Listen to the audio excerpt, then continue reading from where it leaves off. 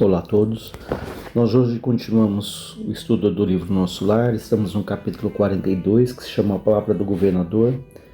Naquele momento em que o governador ele continua orientando a população de Nosso Lar em relação ao medo, à confiança, à defesa ali que Nosso Lar precisa em relação a eventuais ataques.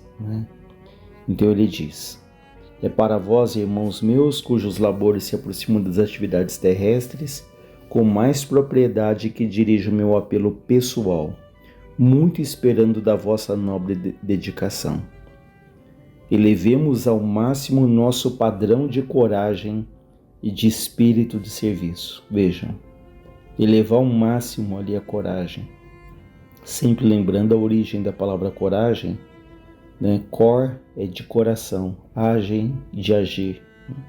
Então agir ali com o coração, não deixar que a nossa mente, que o medo que vem ali, aqueles pensamentos de medo, nos paralisem. Então ele vai convidar aqui para que elevem ao máximo o padrão de coragem, de espírito de serviço, de dedicação. Quando as forças da sombra agravam as dificuldades nas esferas inferiores, é imprescindível acender novas luzes que dissipem na terra as trevas densas. Consagrei o culto de hoje a todos os servidores desse ministério, voltando-se de modo particular à confiança do meu coração. Não me dirijo, pois, nesse momento, aos nossos irmãos cujas mentes já funcionam em zonas mais altas da vida, mas a vós outros que trazeis nas sandálias da recordação os sinais da poeira do mundo, para exalçar a tarefa gigantesca. Então ele deixa claro que ele não está falando aqui para aqueles que já trazem as mentes funcionando em zonas mais altas da vida, ou seja, ele não está falando para os espíritos mais adiantados, os espíritos mais maduros ali de Nosso Lar, mas para aqueles que ainda trazem, ele faz essa analogia, as sandálias da recordação, na sandália da recordação, os sinais da poeira do mundo, ou seja, que ainda trazem ali os requisitos da dificuldade da terra, da imaturidade ainda que trazemos aqui na terra. Então, para os espíritos que estão ali em aprendizado, estão ali se esforçando, é para esses que o governador traz a palavra. Isso nos faz lembrar até o exemplo de Jesus, quando ele diz: eu vim para os doentes, não para os sãos. Então que a palavra de Jesus se dirigia aí, sobretudo aos doentes, aos que tinham necessidade ali de consolo, de luz, de aprendizado. Nosso lar precisa de 30.000 servidores adestrados no serviço defensivo, 30.000 trabalhadores que não meçam necessidade de repouso nem conveniências pessoais, enquanto perdurar nossa batalha com as forças desencadeadas do crime e da ignorância. Vejam, necessidade de 30.000 trabalhadores, 30.000 que não fiquem ali reclamando do trabalho, do excesso de trabalho, que não tragam as suas particularidades pessoais, ou seja, que pensem ali no bem coletivo, que se dediquem ali ao trabalho sem personalismo. Haverá serviço para todos nas regiões de limite vibratório entre nós e os planos inferiores, porque não podemos esperar o adversário em nossa morada espiritual. Nas organizações coletivas é forçoso considerar a medicina preventiva como medida primordial na preservação da paz interna. Somos em Nosso Lar mais de 1 milhão de criaturas devotadas aos desígnios superiores e ao melhoramento moral de nós mesmos. Vejam, aqui a gente já tem uma ideia, que no Nosso Lar a população é constituída de mais de 1 milhão de criaturas. E desse mais de 1 milhão ele está ali recrutando, solicitando 30.000 trabalhadores, para os trabalhos ali de defesa. Seria caridade permitir a invasão de vários milhões de espíritos desordeiros? Mais uma vez a gente lembra o que já foi dito, que eles não encaram esses espíritos ali invasores como inimigos, mas como espíritos desordeiros, que cabe a eles restringir a ação no mal desses espíritos. Então eles encaram como desordeiros, assim como já foi dito de um pai e uma mãe que encara às vezes um filho como desordeiro, mas não como inimigo, né? Não podemos, portanto, hesitar no que se refere à defesa do bem. Sei que muitos de vocês recordais nesse instante o grande crucificado. Sim, Jesus entregou-se à turba de amotinados e criminosos, por amor à redenção de todos nós, mas ele não entregou o mundo à desordem e ao aniquilamento.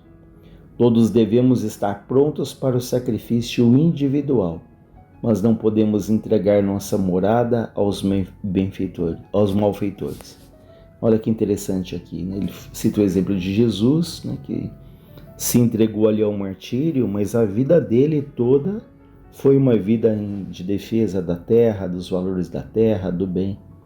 Da mesma maneira, ele fala aqui que a vida pode nos pedir um sacrifício individual, mas que nós não podemos entregar ali a morada, como que ele diz, né? Temos que defender ali o evangelho, né, em prol ali de uma coletividade.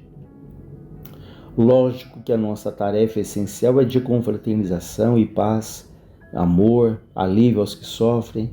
Claro que interpretaremos todo o mal como um desperdício de energia, todo crime como uma enfermidade da alma. Vejam, todo crime, encarar o crime como enfermidade da alma.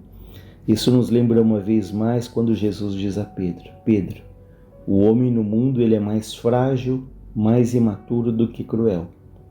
É claro que há crueldade, né? A gente não pode ser ingênuo de não acreditar nisso, mas muitas pessoas erram não por crueldade, não pelo desejo deliberado de fazer mal ao outro, mas por falta de maturidade, por fragilidade.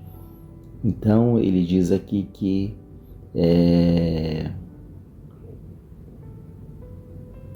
encara-se muitas vezes o crime como uma enfermidade da alma. Entretanto, vejam, nosso lar é um patrimônio divino que precisamos defender com todas as energias do coração. Então eles têm a obrigação ali de defender nosso lar, né? De não permitir que os invasores se apossem, dominem, perturbem o trabalho que lá é realizado. Então eles não vão atacar, mas eles precisam se defender. Quem não sabe preservar não é digno de usufruir. Vejam, essa frase dá margem a muitas reflexões, né? Quem não sabe preservar não é digno de usufruir. Então eles precisam preservar o nosso lar para serem dignos de usufruir ali da colônia. Isso a gente pode pensar em tudo na vida, a saúde, né? Se nós não sabemos preservar a nossa saúde, nós não somos dignos de usufruir de uma boa saúde. Se nós não preservamos a nossa paz interior, não vamos usufruir. Então, em tudo na vida, nós temos que preservar, temos que cuidar, temos que zelar, temos que dar atenção para que a gente possa usufruir daquilo, né? E quantas vezes negligenciamos, desprezamos a saúde, a família, os afetos, os amigos, né? E com isso a gente acaba com o tempo não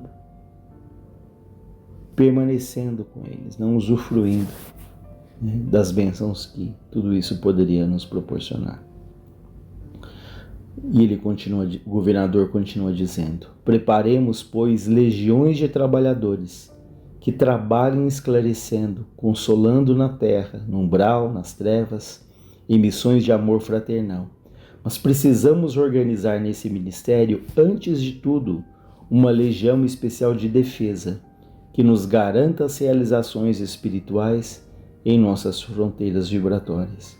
Então, uma vez mais, ele reforça: olha, vamos ali preparar trabalhadores que esclareçam, que consolem, seja na terra, seja no umbral, seja ali no nosso lar, mas eles têm que organizar missões de defesa para preservar o trabalho que é feito ali. Assim, o governador continua a discorrer por longo tempo, encarecendo providências de caráter fundamental, tecendo considerações que eu jamais conseguiria aqui descrever.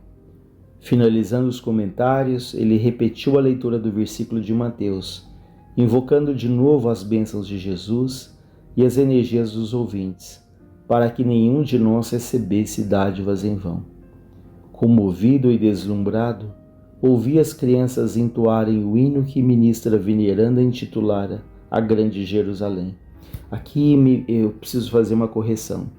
Eu disse no vídeo passado que as pessoas em nosso lar que tiveram a oportunidade de ir ao encontro de Jesus foram duas: o governador e a Narcisa, mas não, é o governador que está fazendo toda essa orientação aqui que a gente acabou de ler, e a ministra veneranda, né? Então não é a Narcisa, mas é a ministra veneranda, então fica aqui a correção devida, né? O governador desceu da tribuna sob vibrações de imensa esperança. Foi então que brisas cariciosas começaram a soprar sobre as árvores, trazendo, talvez de muito longe, pétalas de rosas diferentes, em maravilhoso azul, que se desfaziam de leve ao tocar nossas frontes, enchendo-nos o coração de intenso júbilo. Então nós encerramos aqui esse capítulo que é bem interessante, né? E na semana que vem nós iniciamos o capítulo 43, que se chama Em Conversação. Que Deus nos ampare, nos fortaleça hoje e sempre.